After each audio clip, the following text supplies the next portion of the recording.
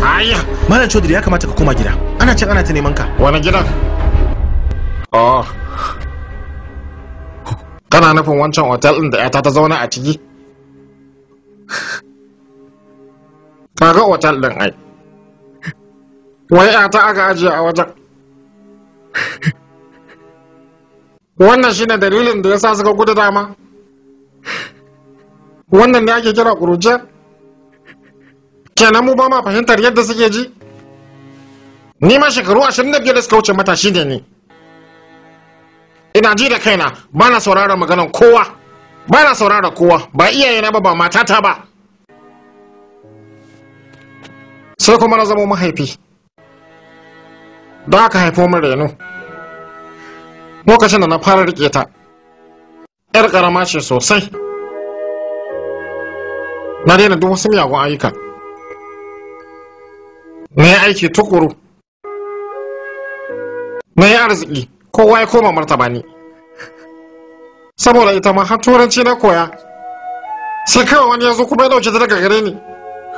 Soyayya. Wannan ce soyayya. Yanzu ba sa da komi. Yaron ba zai iya riƙe aure ba. Abokansa sun taimaka masa ya gudu da yarinya. Gani yake shi jarumi ne ko? Haka ake zama jarumin to. Ya sayar da abin wuyanta. Da kudin hannunsa suka kare. Idan kuma suka rasa jituwa, kenan sake ta zai yi? Amma ni ba zan iya yin baris da yata ba. Domin ni uba ne. Na raine ta na kula da ita na tsawon shekaru 20. Na sauke duk wani nauyin mahaifi da yara ta yi a wuyana. So nake na aurar da ita. Ina so ta kasance cikin farin ciki. Amma ina yar tawa take. Tana ina. Kenan na rasa ta. Mutunci na ya zube. Na rasa komi da komi. So nake yata da dawo gare ni.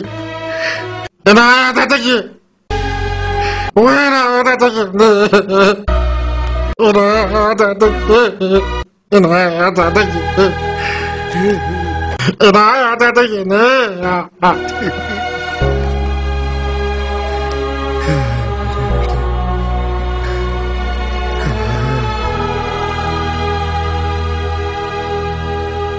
Duk ranar da na same ta, to sai na sheke ta. A nan take a wajen zan sheke ta.